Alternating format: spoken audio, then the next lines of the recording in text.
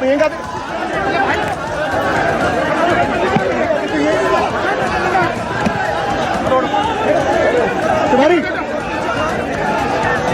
ഗാന്ധി കൂടി മധു സാഹചര്യം കൂടുതൽ പോലീസിന് എതിരാവുകയാണ്.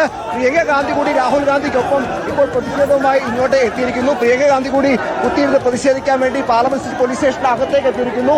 കോൺഗ്രസിനെ സംബന്ധിച്ചിടത്തോളം ഈ പ്രതിഷേധം കൂടുതൽ ശക്തമാക്കുന്നതിന്റെ ഭാഗമായി നേതാക്കൾ എന്താണെങ്കിലും നേരത്തെ സൽമാൻ ഖുർഷിദ് വന്നു, അതിന് പിന്നാലെ ജയറാം രമേശ് വന്നു. ഇപ്പോൾ പ്രിയങ്ക ഗാന്ധി കൂടി പോലീസ് സ്റ്റേഷന്റെ അകത്തേക്ക് നമ്മൾ കാണാൻ കഴിയും. പ്രിയങ്ക ഗാന്ധി പോലീസ് സ്റ്റേഷന്റെ ഗേറ്റ് പ്രവർത്തകർക്കൊപ്പം തള്ളി തുറന്നാണ് അകത്തേക്ക് വന്ന് പ്രവർത്തകരെ അകത്തേക്ക് കടത്തിവിടാൻ, പ്രിയങ്കാന്തി അടക്കമുള്ളവരെ അകത്തേക്ക് കടത്തിവിടാൻ പോലീസ് തയ്യാറായിരുന്നില്ല. പക്ഷേ നേതാക്കൾ, പ്രിയങ്കാന്തി നേതൃത്വത്തിൽ പ്രവർത്തകർ പാർലമെന്റ് പോലീസ് സ്റ്റേഷൻ തള്ളി തുറന്നുകൊണ്ട് അകത്തേക്ക് കയറി വരുന്നൊരു കാഴ്ചയാണ് അല്പം മുമ്പ് നമ്മൾ കണ്ടത്. എന്നാണെങ്കിലും വലിയ പ്രതിഷേധത്തിലേക്ക് കാര്യങ്ങൾ മാറിയിരിക്കുന്നു. CRPF അടക്കം സുരക്ഷ ഇപ്പോൾ ഇവിടെ നേതാക്കൾക്ക് വർദ്ധിപ്പിച്ചിരിക്കുന്നു. പ്രത്യേകമായി തന്നെ നമുക്ക് കാണാൻ കഴിയും. പ്രത്യേക കയർ വിരിച്ചുകൊണ്ട് നേതാക്കൾക്ക് പ്രത്യേക സുരക്ഷ ഒരുക്കുകയും ചെയ്തിരിക്കുന്നു. എന്താണെങ്കിലും പ്രതിഷേധം കൂടുതൽ ശക്തമാവുകയാണ്.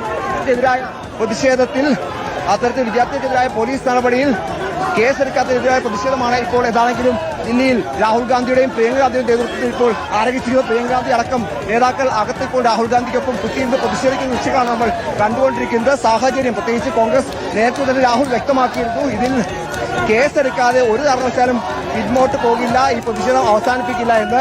ആ പ്രതിഷേധം ശക്തമായ എന്ന ഘട്ടത്തിലാണ് ഒരു കൂട്ടം പ്രവർത്തകരുമായി പ്രിയങ്ക ഗാന്ധി കൂടി പ്രതിഷേധത്തിലേക്ക് ഇരച്ചു കയറിയെന്ന് വേണം പറയാൻ നമുക്ക്. കാരണം പോലീസ് സ്റ്റേഷന്റെ കവാടങ്ങൾ പ്രവർത്തകർക്ക് മുന്നിൽ അടച്ചിട്ടിരിക്കുകയായിരുന്നു. പ്രിയങ്ക വന്നതിന് പിന്നാലെ പോലീസ് കവാടം തള്ളി തുറന്നുകൊണ്ട് പ്രവർത്തകർ ഒരു വലിയ പ്രവാഹമായി അകത്തേക്ക് കയറുകയായിരുന്നു പ്രിയങ്ക ഗാന്ധിക്കൊപ്പം. എന്താണെങ്കിലും പ്രിയങ്കയും രാഹുൽ ഗാന്ധിക്കൊപ്പം ഇപ്പോൾ കുത്തിയിരുന്ന് പ്രതിഷേധിക്കുന്ന കാഴ്ചയാണ് ദില്ലിയിലെ ഡെപ്യൂട്ടി കമ്മീഷണർ ഓഫ് പോലീസ് കാര്യാലയത്തിൽ നിന്ന് നമ്മൾ കണ്ടുകൊണ്ടിരിക്കുന്നത്. നേരത്തെ പെല്ലറ്റ് ആക്രമണത്തിൽ പരിക്കേറ്റ വിദ്യാർത്ഥിയുടെ അമ്മ, അതോടൊപ്പം തന്നെ അഭിഭാഷക രാഹുൽ ഗാന്ധി എന്നിവരാണ് കുത്തിയിരുന്ന് പ്രതിഷേധിച്ചെങ്കിൽ ഇപ്പോൾ കൂടുതൽ പ്രമുഖരായ നേതാക്കൾ കൂടി പ്രതിഷേധത്തിന്റെ ഭാഗമാവുകയാണ്. പ്രിയങ്ക ഗാന്ധിയും ഒപ്പം രാഹുൽ ഗാന്ധിക്കൊപ്പം എത്തിയിരിക്കുന്നു. ജയറാം രമേശിനെ പോലുള്ള കോൺഗ്രസിലെ പ്രധാന നേതാക്കൾ എത്തിയിരിക്കുന്നു. സൽമാൻ ഖുർഷിദിനെ പോലുള്ള കോൺഗ്രസിന്റെ പ്രധാന നേതാക്കൾ എത്തിയിരിക്കുന്നു. ഒപ്പം രൺദീപ് സിംഗ് സുർജേവാലയും കുമാരി ഷെൽജി അടക്കമുള്ളവരും കൂടി എത്തിയിരിക്കുന്നു.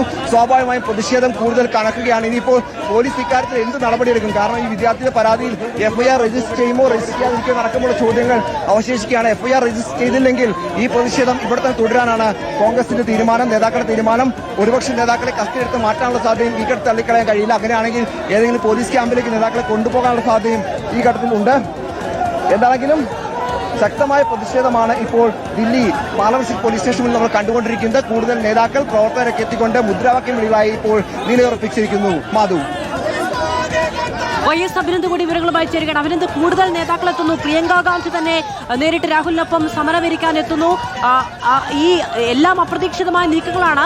പര്യാപ്തമായ പോലീസ് ഒരു വിന്യാസമൊന്നും അവിടെയും ഉണ്ടായിട്ടില്ല. എന്താണ് നീക്കം കോൺഗ്രസിന്റെ?